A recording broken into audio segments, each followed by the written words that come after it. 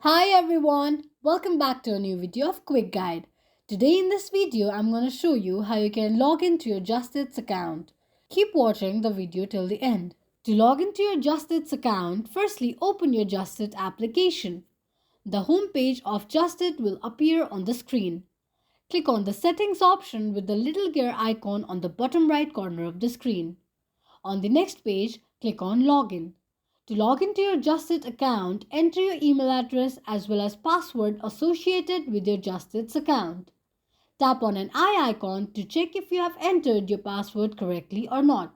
In case if you have forgotten your password, tap on Forgotten your password.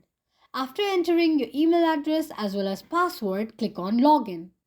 By logging into your account, you will agree to the terms and conditions of Justit application. This is how you can log into your Justits account quickly and easily just in few steps. If you have any thoughts or queries, let us know in the comment section. Don't forget to subscribe to our channel. Also press the notification bell icon so that YouTube will notify you whenever we post a new video. I hope this video was useful to you. Thank you so much for watching.